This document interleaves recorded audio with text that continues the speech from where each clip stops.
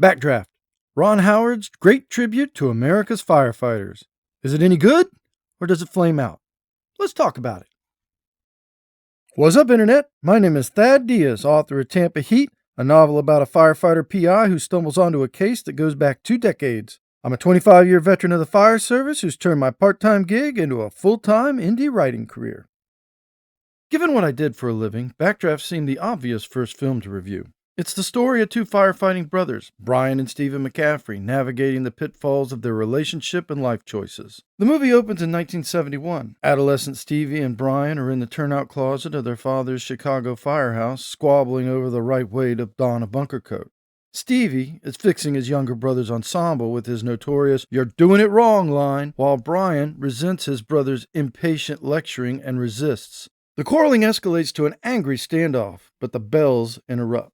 Engine 17 and Truck 46 have a fire. Stephen wants to go, but their lieutenant father gives Brian the nod, telling Steve, "He's gone 100 times. Give your brother a chance." Brian looks out from the cab of the ladder truck and sticks his tongue out. Young Stephen flicks him off, and we ride along with Truck 46 to a fire at a low-rise apartment building. Brian's dad makes a quick grab, rescue, and Brian watches in horror as a series of events unfolds, taking his father's life and blowing his helmet into the street. The music turns somber, and the camera pans out from a grieving Brian on a debris-strewn street. He clutches the scorched helmet and gazes up in shocked disbelief. A newspaper photographer flitters around him, snapping pics. The movie transitions to a still of that moment on the cover of Time magazine, sitting on the mantel behind a bar. It's graduation day, and adult Brian is now a member of the Chicago Fire Department. An engine and truck run emergency past the bar, and his buddy, Tim Krasminski, is hyper with excitement. He wants to chase the rigs and see what the ruckus is about. Brian has a brief exchange with an ex-girlfriend, Jennifer, but Tim pours cold water on the conversation, literally, and the 2 probies seek out this fire. Older brother Stephen is there. He's a lieutenant now, and he and Brian face off over his absence from Brian's graduation ceremony. Stephen asks if he's really ready to do it this time, and reveals that Brian will be working with him at his station directly under him.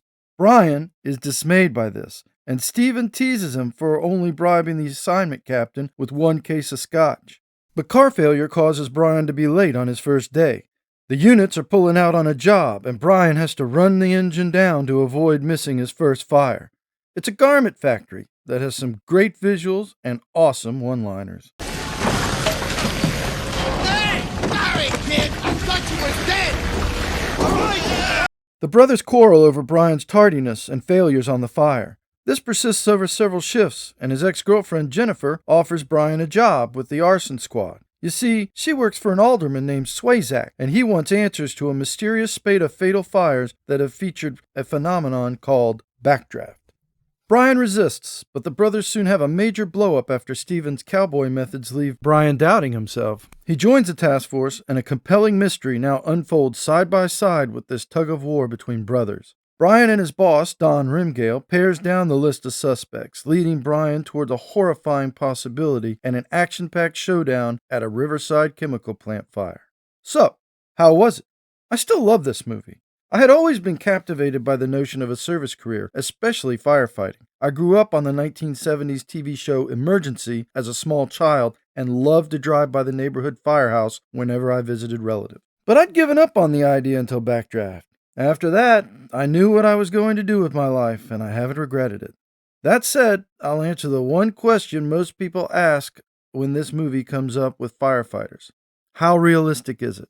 It depends. The tactics and fire behavior in this movie are gripping, visually stunning, and have little to no basis in reality. Fire doesn't behave the way it does in this film, and the tactical discussions sound cool, but not taking it on in the first room and take it from the side are not conversations firefighters have. But who cares? It's a movie. It looks great, and it tries to stay faithful to the trade while turning the drama up to 100. I can't fault Ron Howard for that. The firehouse life and firefighting culture? That's a different story. The razzing of new members, the alpha dog competition, and even the off-duty hard living is well portrayed in this film. The main characters feel like firefighter siblings. Stephen is determined to protect a younger brother he doesn't see as fit for the job, and Brian is trying to deal with his father's death while proving himself to Stephen and the world.